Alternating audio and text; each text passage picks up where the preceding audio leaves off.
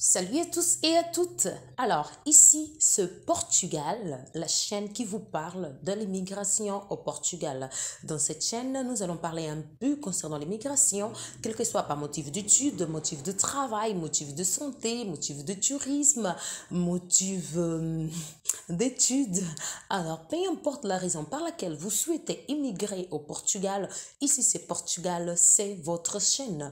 Alors aujourd'hui, je vous amène encore une nouvelle vidéo et dans cette vidéo, nous allons parler concernant les 5 business à entreprendre ici au Portugal.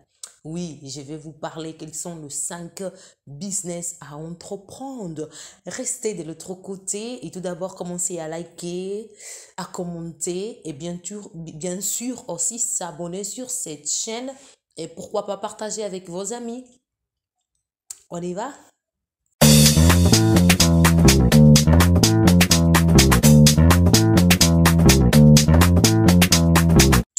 Alors, je vais commencer avec le premier business à entreprendre ici au Portugal. Qu'est-ce que vous pouvez faire ici au Portugal? Il y a quand même beaucoup de gens qu'au pays, ils sont des entrepreneurs, d'accord? Et une fois que vous allez arriver ici, c'est pas nécessaire que vous allez, peut-être pour un premier temps, vous pouvez travailler pour le compte d'autrui, mais après, vous pouvez aussi entreprendre, d'accord? Donc, dans cette vidéo, je vais vous parler de ces 5 business que vous pouvez entreprendre ici au Portugal. Je vous encourage vivement pour tous ceux qui sont d'entrepreneurs dans le pays, que quand vous allez quitter le pays, n'arrêtez pas d'entreprendre, d'accord? Continuez à entreprendre, continuez à entreprendre. Alors, le premier, c'est dans le domaine de la construction civile. Oui. Si vous y étiez maçon au pays, ou bien vous étiez électriciste, vous étiez ceux qui font le coffrage, vous étiez de fait un peu ceux qui mettaient le carreau à la maison. Je connais pas le nom en français, mais en portugais c'est ladrillador. Je vais mettre ici le nom en français.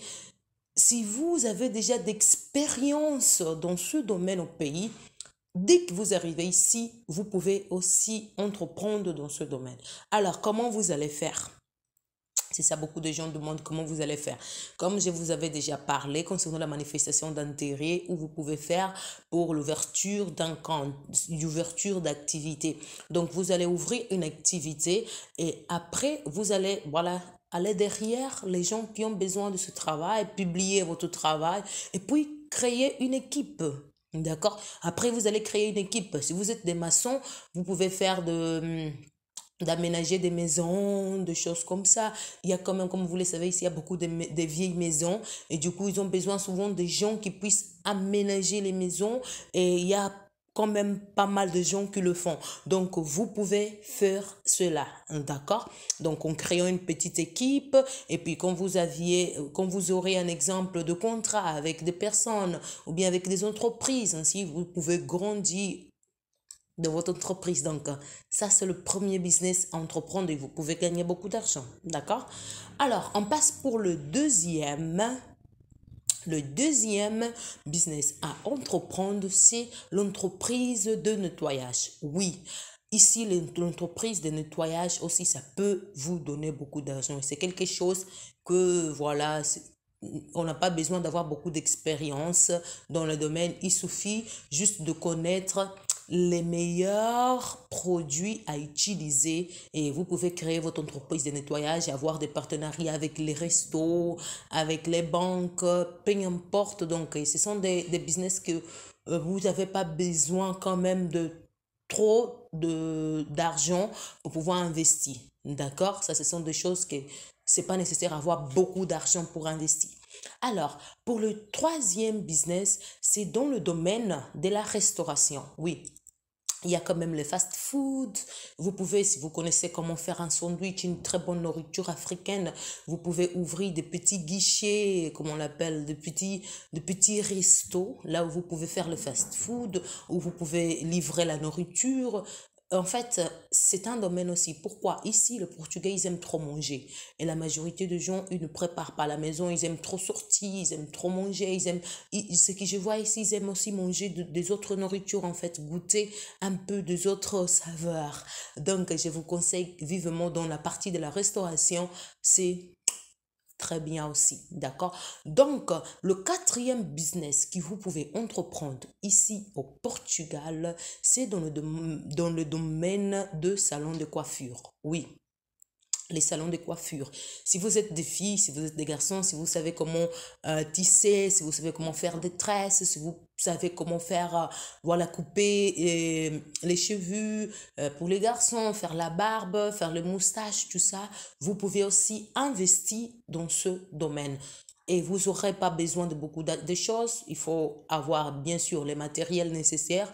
Et aussi, si vous voulez être plus professionnel, vous pouvez avoir vos petits espaces. Il faut juste payer. Parfois, il y a ceux de 1200. Et il y a pour un salon de coiffure, il y a des équipements pour sécher les cheveux. D'accord? Et le Babyliss, entre autres, de produits qu'il faut entreprendre. Mais ce sont des choses que vous n'aurez pas besoin d'avoir beaucoup d'argent pour le faire. D'accord? Maintenant, maintenant, pour le cinquième business à entreprendre ici au Portugal, il faut quand même un peu de fonds, voilà, pas un peu, il faut avoir de fonds, c'est dans les secteurs d'immobilier.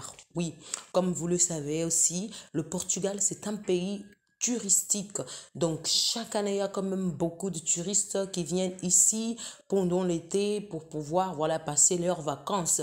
Donc, investir dans le secteur de l'immobilier.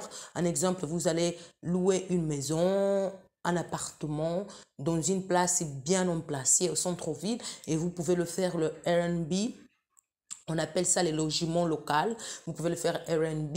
Vous pouvez essayer de parler avec le bailleur. C'est beaucoup plus mieux de parler avec le bailleur si la maison ne vous appartient pas. D'accord? Vous pouvez parler avec le bailleur. Ou bien aussi, si vous ne voulez pas faire la location, comment on appelle le logement local, vous pouvez être aussi d'intermédiaire en ce qui concerne la location de maisons, c'est-à-dire chercher des maisons pour les gens. Donc, c'est-à-dire ouvrir une agence immobilière pour pouvoir chercher des maisons.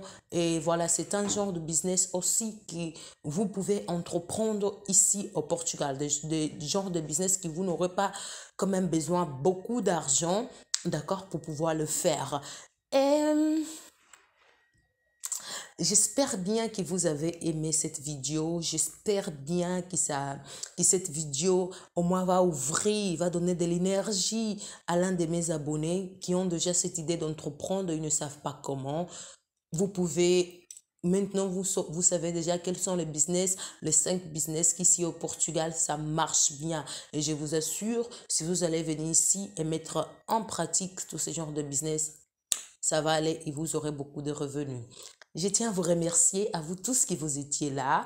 Merci beaucoup encore une fois. N'oubliez pas de liker si vous n'avez pas encore liké. N'oubliez pas de commenter si vous n'avez pas encore commenté. Et n'oubliez pas aussi de partager avec vos amis. Et comme pour tous ceux qui veulent me contacter, il y a mon adresse mail dans la description de la vidéo et aussi mon Instagram. Maintenant, j'oublie plus. J'oublie plus de mettre mon Instagram, d'accord? Donc, encore une fois, merci beaucoup et on se voit à la prochaine. À la prochaine. Au revoir.